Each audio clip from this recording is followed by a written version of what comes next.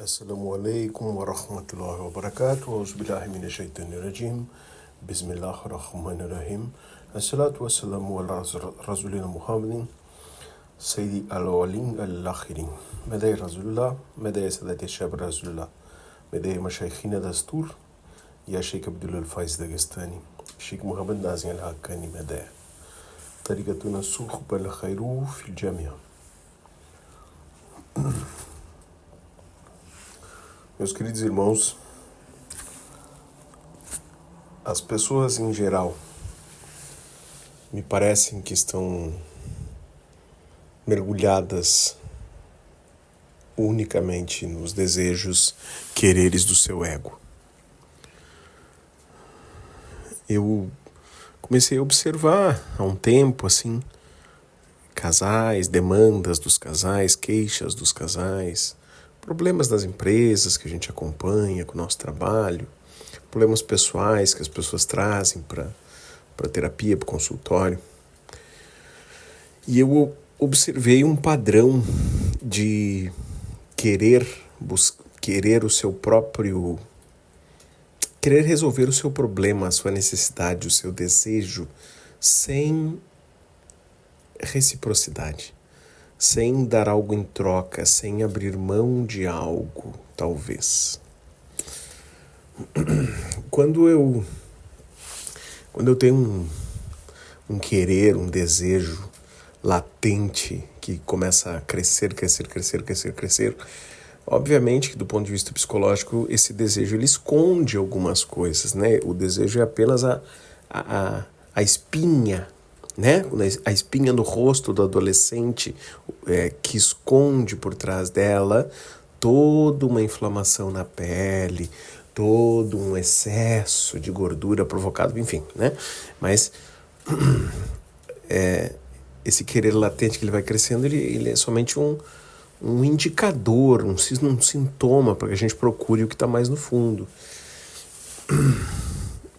E os relacionamentos, os acordos, sejam íntimos, sejam de negócio, sejam de amizade, sejam religiosos, eles têm se tornado cada vez mais vagos, mais rasos, justamente porque percebo que a maioria das pessoas não se compromete realmente com algo. Não, eu quero a satisfação, eu quero receber, eu quero ter, eu quero conseguir, mas na prática eu reluto em abrir mão de algumas coisas, eu reluto em mudar minha forma de pensar, eu reluto em ceder alguma coisa, eu reluto em parar e analisar aonde eu posso estar errando o alvo, onde eu posso estar exagerando, onde eu posso estar deixando de fazer algo. E nas relações isso fica muito claro. Ou seja, isso, por trás disso tudo é o ego tomando conta. Aliás, o ego já tomou conta, né? Quando a gente começa a nossa caminhada de desenvolvimento, a gente precisaria se dar conta que tudo o que eu faço, eu não vou dizer você, vou dizer eu, para que a gente possa se colocar no lugar de quem escuta, né? Tudo o que eu faço, 100% do que eu faço, do que eu penso, do que eu sonho, do que eu respiro, do que eu desejo, do que eu digo, do que eu ajo, do que eu reajo, do que eu me lembro, do que eu almejo, 100% é ego. Não, irmão Ismael, você está exagerando. Não, eu não estou exagerando. Enquanto a gente fica passando a mão na cabeça e fazendo de conta que não viu que alguém, assim, ou que às vezes a gente mesmo, num mínimo progresso já acha que fez uma grande coisa. Meus irmãos, não sejamos tão inocentes. Nós estamos mergulhados no nosso ego. Mas isso não deve ser motivo de acomodação, de lamúria, de desistir. Bem pelo contrário. É o dar-se conta. Dar-se conta que eu estou até o pescoço de barro, sujeira, talvez até mais. Porque eu não estou vendo, eu estou tocando a minha vida no automático.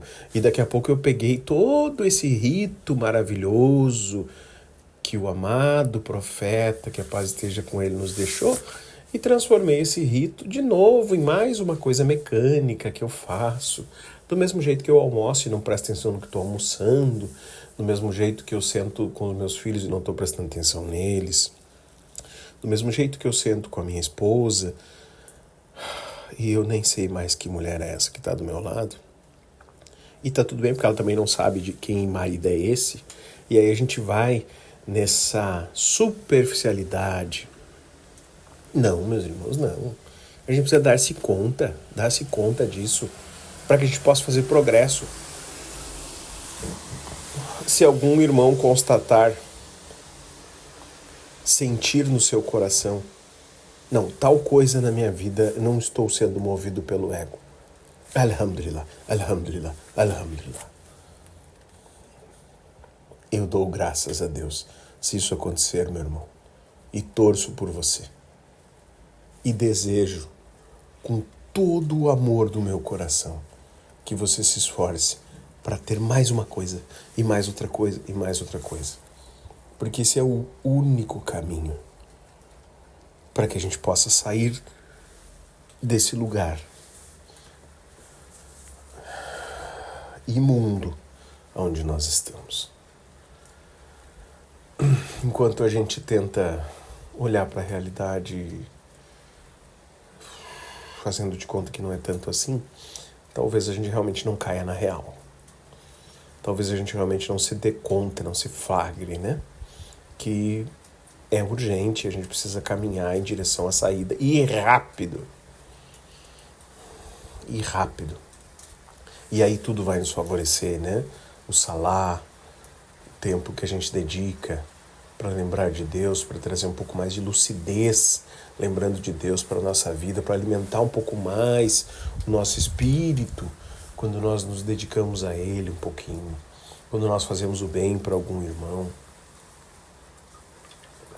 Mas é imperativo, meu irmão, é urgente que eu abra mão de alguma coisa, que eu pare de exigir tanto, que eu entenda que as minhas dores e frustrações que estão inosadas na minha psique, eu sei que ninguém vai fazer milagre, que você tem uma psique como eu tenho, e que você tem uma história, uma trajetória, você tem toda uma consciência, você tem toda uma biografia, e que não é tão fácil você deixar de lado algumas coisas que talvez são as coisas que você busca com mais afinco, com mais amor. Não é fácil daqui a pouco me dar conta que essas coisas não me levam para a felicidade, não me levam para nada de bom. Eu não estou dizendo aqui que a gente não pode querer ter as coisas, que a gente não pode querer ter uma casa bonita, que a gente não pode... Não é nada disso. Não se iludam com bobagens de que a gente tem que se enfim, ser pobre, que a gente tem que abrir mão de... Não estou dizendo nada disso. A questão é que isso aí não quer dizer nada.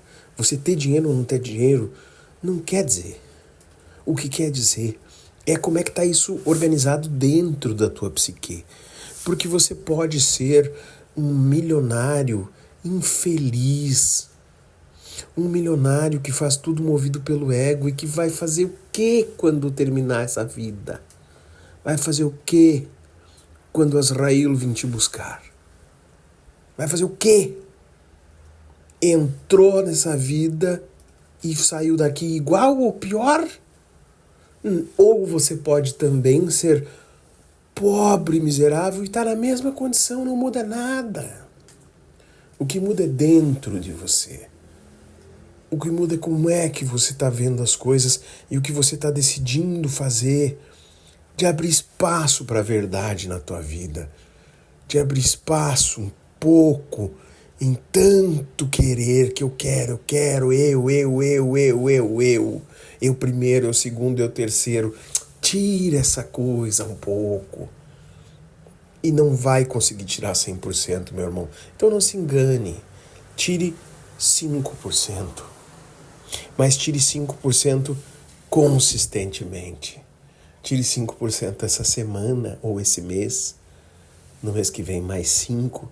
Não, 5% é muito, irmão. Então, 3%. Tira um pouquinho, muda alguma coisinha. Ceda um pouquinho para abrir espaço, para perceber outras coisas. Procure, na medida das suas possibilidades, um bom terapeuta ou psicoterapeuta que lhe ajude a entender um pouco melhor as suas dores. Não esqueça que essa pessoa também é uma pessoa e está imersa no mesmo mundo, na mesma dúnia de nós todos. Então, lembre-se de filtrar as coisas também, né?